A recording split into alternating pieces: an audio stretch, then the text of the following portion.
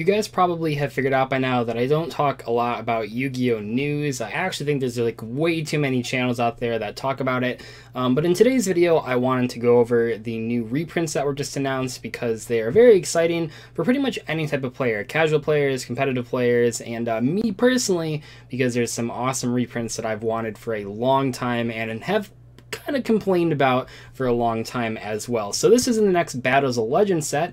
This is being released next week. It's actually being released the Friday of the WCQ next weekend, which is really exciting. And we don't know a lot of the cards in the set. Actually, before this leak, we only pretty much knew the OCG cards that were going to be in it, but we didn't know like any of the reprints that they were putting in here. And this had pretty big shoes to fill. The last year's Battles Legend pack was ridiculous. Arguably one of the best reprint sets of the entire game, possibly just one of the best sets of the entire game. It brought us so many crazy reprints, but also it gave us cards like Minerva that were outside of being a prize card. Now you could actually play them in your normal deck because it was just a secret rare. And yeah, these sets are so good. I mean, there's so much that you can put in these reprint sets, and obviously in the past, in a lot of sets, they missed the mark on reprint sets, but these Battles of Legends one, they really seem to go all out. Anyway though, today on June 19th, this will probably go up tomorrow on June 20th, they announced 18 reprints, and we're going to go through them today because, oh my gosh, they're insane. So let's get in here. So I have up here, I may have already seen a couple extra ones, sneak preview. So we have all sorts of stuff here. So Gamma Seal, Secret Rare. It's worth mentioning the set is only holos, so it's only Secret Rares and Ultra Rares. So we have Gamma Seal Secret Rare, super awesome. Even though the card has been reprinted technically, it originally was printed as a rare, and then obviously had unlimited print, and then it got a super reprint. Man, the Gamma Seal is really expensive. Like rares, the last time I saw were going for like $8, possibly even higher. It's by far the best kaiju, ironically, because it has the least amount of attack, and with kaiju you give them to your opponent, so you don't want them to have that much attack points. So the fact that Gamma Seal is 2200 means that most decks can actually run it over, and that's a pretty big deal. This card scene reprint is awesome. We have a Tornado Dragon secret rare reprint. I don't know, last year the secret rares on this set excuse me.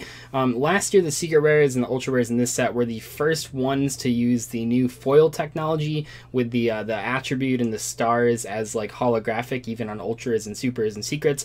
And I'm assuming they're doing the same thing for here. It'd be kind of interesting if they made the Secrets in this set look different, because as it stands, the Tornado Dragon, I mean, it was already printed as Secret Rare, so it's kind of like they're reprinting as Secret Rare instead of Ultra Rare. Pretty good reprint though. A lot of people need that card. Solemn Strike as an Ultra Rare.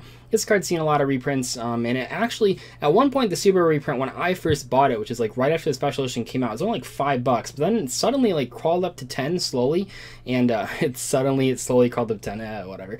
But yeah, Solemn Strike Super was actually pretty expensive, and it had like the Mega Pack printing and the original printing and the Ultimate printing. Despite all those printings, because of how good the card is and how many decks it can go into, it's still pretty expensive. This Ultra reprint should hopefully bring that down.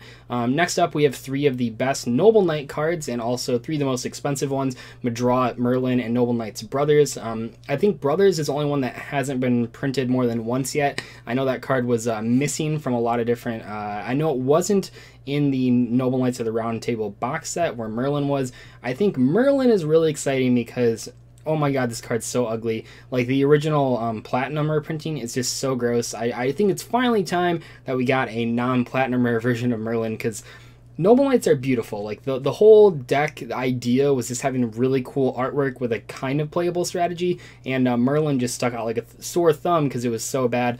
Hopefully they reprint the Monster Reborn card that the deck has, because that one was also only printed in that Platinum rare.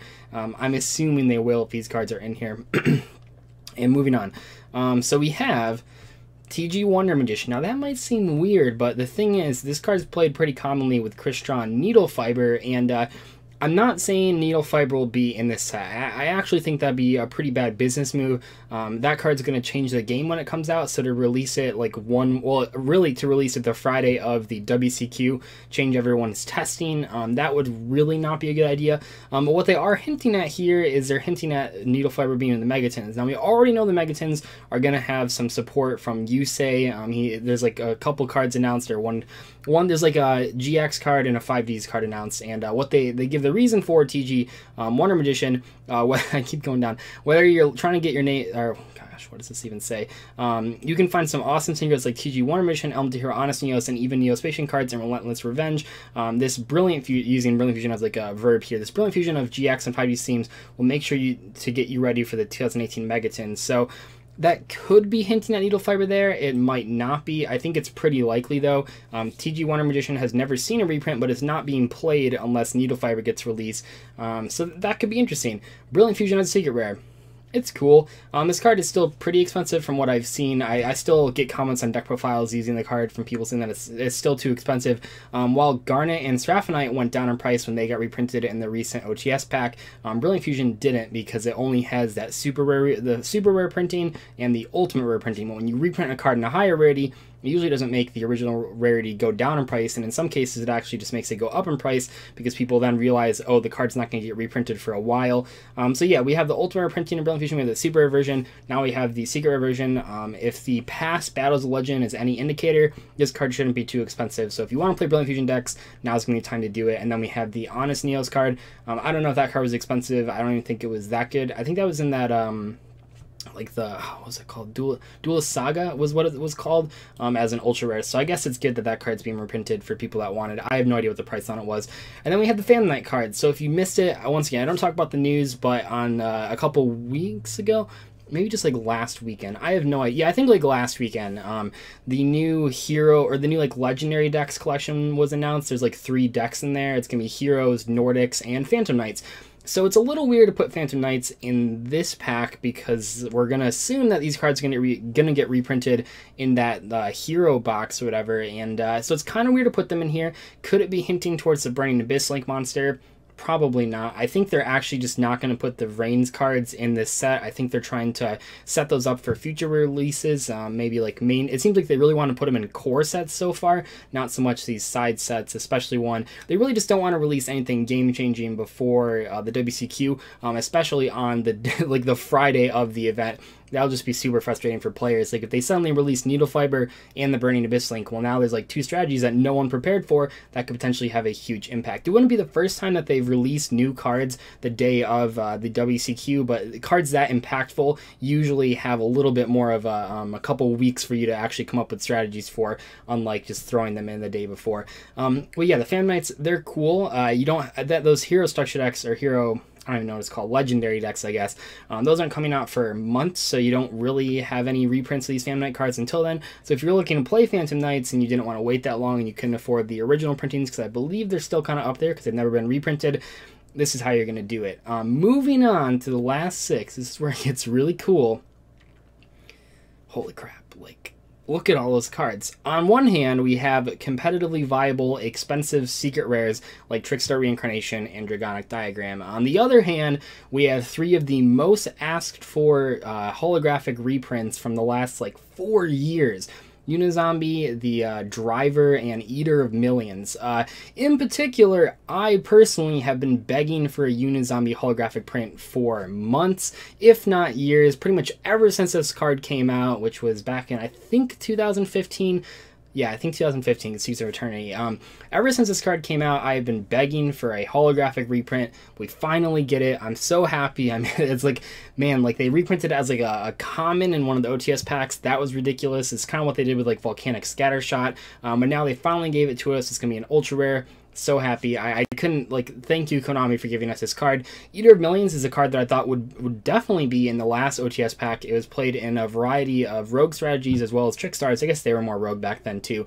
But Trickstars played Eater of Millions. That was a pretty popular deck, and there were other Trickstar cards in the OTS pack. So I really thought Eater of Millions would be in there, and I think it would have looked cool as an ultimate rare, but probably super rare as well. The ultra is kind of a happy medium. Cyberframe Driver, it's okay. I mean, I don't know if you want to play. Some people will play like Common Garnet because they think they won't draw it as often. Some people play the Super Rare just because it's higher rarity. I think with Cyberframe Driver, people will play the Ultra Rare. A lot of people just want to play fully holographic decks, and with Unizombie, Driver, and Eater of Millions now holographic, we have a lot more opportunities to do that. I know that in my Frog deck, Eater of Millions was one of the only non-holographic cards. Unizombie is one of the only non-holographic cards, and Eater of Millions sometimes in the 60 card deck. So I know those aren't as round as much, but people are still playing like zombie dinosaurs and stuff like that. As far as Dragonic Diagram and Trickstar Reincarnation, it's cool. They were going to be reprinted in the Megatins anyway. I think if anything, what this is going to do, it's going to help people at the WCQ on Friday. This will hopefully drive down the price of both those cards. So if you're looking to pick them up for the WCQ, you should be able to do that on a cheaper budget, and I think that's really cool. Overall, though, I don't think that makes too much of an impact, and I think it actually might hurt the Megatin sales down the line unless they put Needle Fiber in there. But that's not really super important. Just for next week, I think it's good to have two really popular cards that people might have wanted to pick up, but were not willing to because they were so expensive. The Trickstar Sky Striker deck, I think someone added it up from one of the winning deck lists. It was like $1,200, anywhere from $1,200 to like $1,500, depending on which rarities of cards you're playing. That's a lot. So the Trickstar Reincarnation will at least cut that down by like $100 or whatever. Anyway, though, that's all we have announced. Keep in mind, this is a 100 card set. These are only 18 of the cards. We do know some of the OCG cards, like they talk about the Golden Castle, Stromberg, all those types of cards. The Fairy Tale cards are going to be in there, but I don't really want to talk about those because I haven't read any of them. But yeah, so we don't know. I think we are still undecided on like half the set, so they got a lot of stuff to release in the next week. Maybe they're just going to quietly release a set and let people find out the reprints. I have no idea. Usually the European Konami page like posts entire set lists. Super helpful, so hopefully they'll do that, so I'm not just scrambling. Like, you like find out on Friday, like, oh, they printed Needle Fiber in this set and we had no idea. That'd be crazy. Actually, I think that'd be hilarious. Horrible for players, but I think it'd be hilarious.